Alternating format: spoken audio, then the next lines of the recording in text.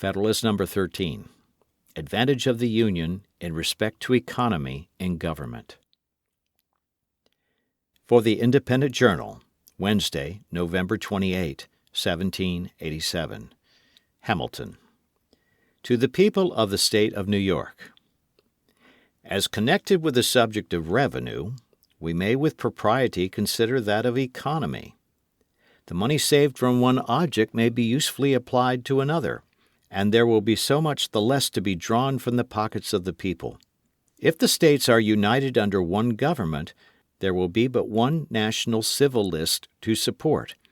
If they are divided into several confederacies, there will be as many different national civil lists to be provided for, and each of them, as to the principal departments, coextensive with that which would be necessary for a government of the whole.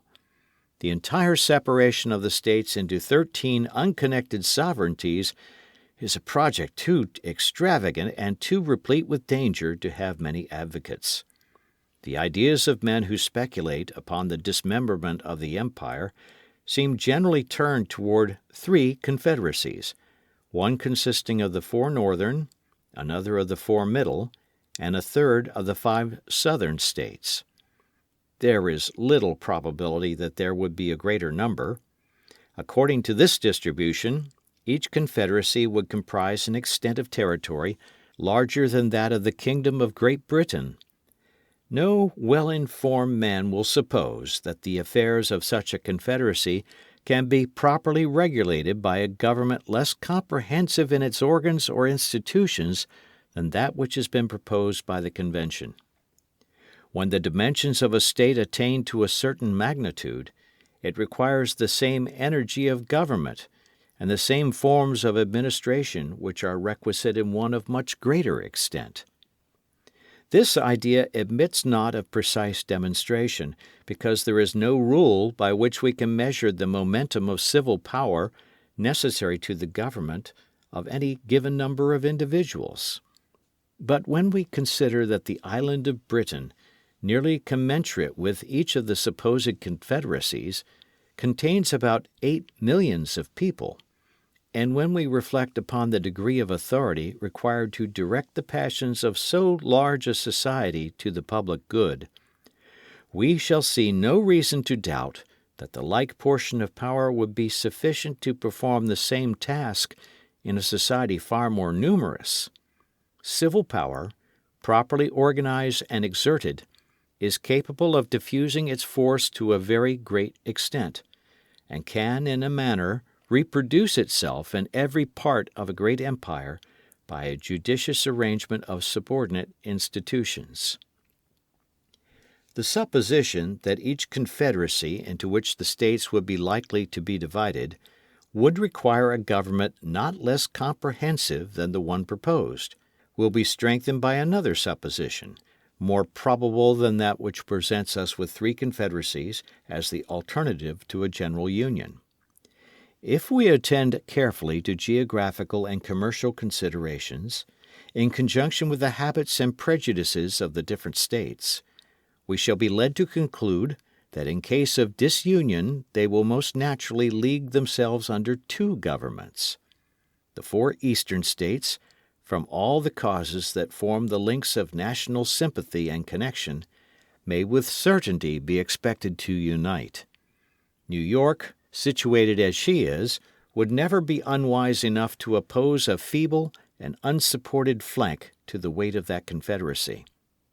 There are other obvious reasons that would facilitate her accession to it. New Jersey is too small a state to think of being a frontier in opposition to this still more powerful combination.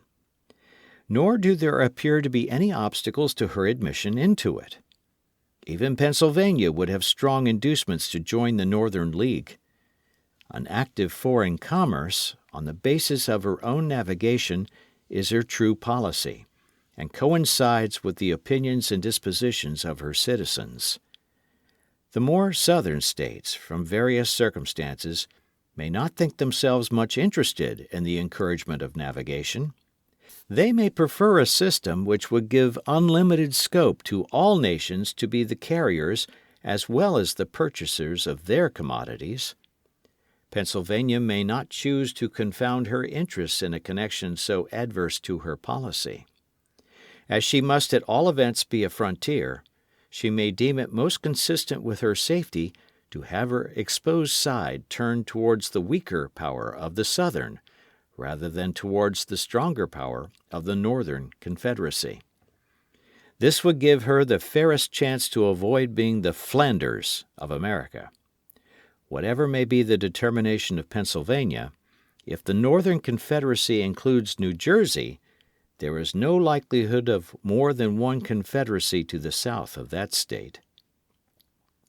Nothing can be more evident than that the 13 states will be able to support a national government better than one half, or one third, or any number less than the whole. This reflection must have great weight in obviating that objection to the proposed plan, which is founded on the principle of expense. An objection, however, which, when we come to take a nearer view of it, will appear in every light to stand on mistaken ground.